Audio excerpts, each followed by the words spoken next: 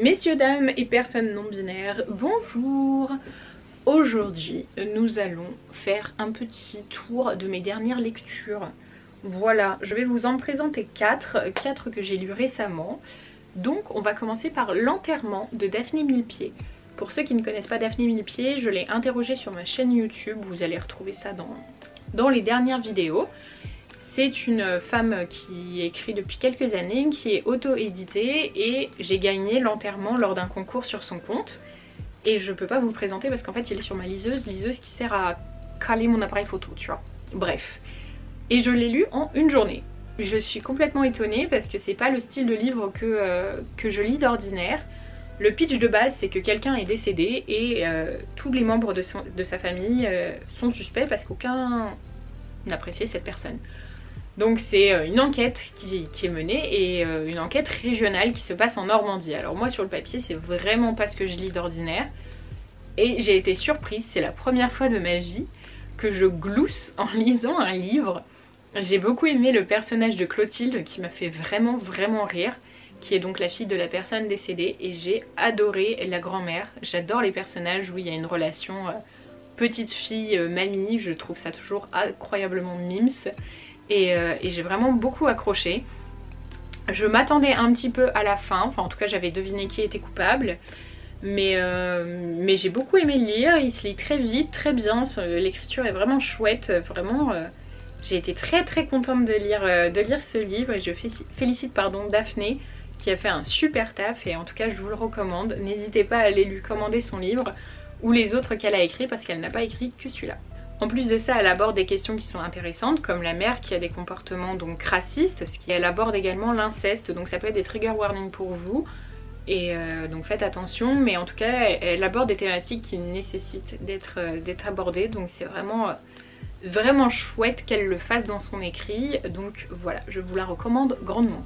Et alors là, attention mesdames et messieurs, je me suis laissée avoir par le BookTok, par ce qui se passe actuellement. Je ne lis pas beaucoup de trucs contemporains et là j'en ai acheté 1, 2, 3, 4, 5. Donc j'ai lu Le Chant d'Achille.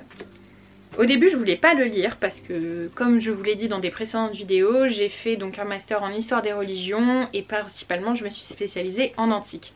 Donc j'avais un peu peur de lire une fanfiction de ce que j'avais étudié et pour pas vous mentir c'est un peu ce dont j'ai eu l'impression parce que forcément j'ai fait des études d'archéo, j'ai étudié donc toutes les îles qui sont mentionnées, je connais l'Iliade, l'Odyssée et Ovide par cœur je pense.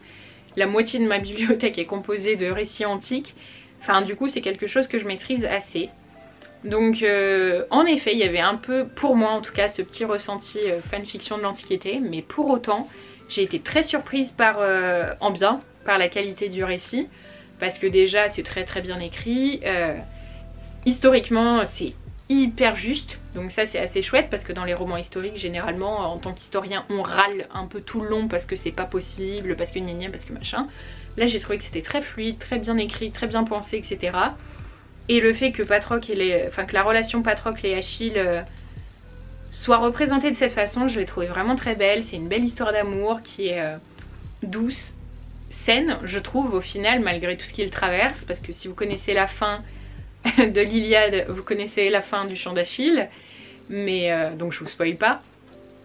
Mais en tout cas c'est très doux. Je pensais qu'ils allaient justement plus avoir de scènes de sexe, de choses comme ça, mais un peu, mais c'est pas ce qui est le plus décrit. C'est vraiment une relation très tendre, très presque à mi-mour, tu vois. Au final il n'est pas question de je t'aime, de machin, de trucs, ils ont un lien très fort et je sais pas, j'ai trouvé cette histoire très belle. Je l'ai lu en une journée, je l'ai bouffé d'une traite.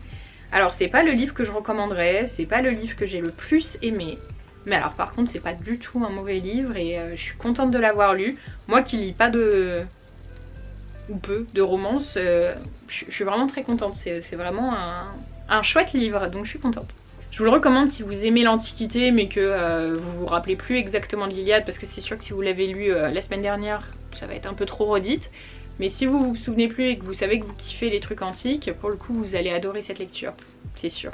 Aussi pour ceux qui me suivent depuis un moment, j'en avais beaucoup parlé sur Instagram à l'époque, mais Lolita est mon roman préféré, Lolita de Nabokov. Je le trouve incroyable, c'est une dénonciation de la pédocriminalité que je trouve juste et fascinante. Bref, donc je voulais savoir, comme pour Steinbeck, si c'était Lolita que je trouvais incroyable ou si c'était Nabokov que je trouvais incroyable. Donc j'ai lu Natacha et autres nouvelles de Vladimir Nabokov et j'adore. J'adore. Alors bon, c'est 100 pages, hein, ça se lit en 2 minutes, mais il y a tout ce que j'aime. Il y a des sentiments, il y a de la folie, il y a un peu d'absurde à certains moments, des descriptions très touchantes. Il est beaucoup question d'exil parce que évidemment c'est une personne qui en a beaucoup vécu. Donc ça ressort énormément dans ses récits, ça parle beaucoup d'amour, de famille aussi, de Russie bien évidemment, mais également d'autres pays. Enfin vraiment je l'ai trouvé très drôle aussi.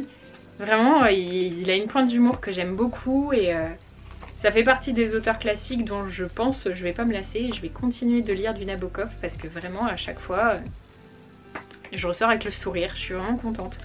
Donc je vous le conseille. Là pour vous lire derrière ce dont il est question. Donc il y a une nouvelle sur ce qu'ils appellent le vertige du premier émoi amoureux. Il y a une nouvelle sur la fin de la liaison d'un adolescent avec une femme mariée. Alors c'est quand même un thème qui revient de manière très récurrente, la pédocriminalité.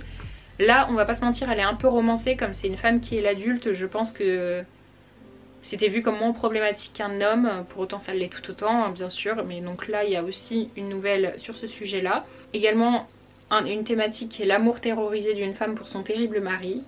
Et il est beaucoup question donc d'angoisse, d'anxiété, de perception, de plein d'émotions comme ça, de sensations qui sont décrites avec beaucoup de justesse je trouve. Elles sont très courtes.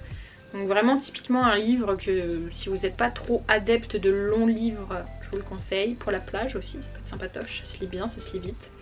Et pour les lectures du soir, si vous vous endormez vite, c'est pas mal parce que les chapitres du coup sont courts, vu qu'il n'y en a pas.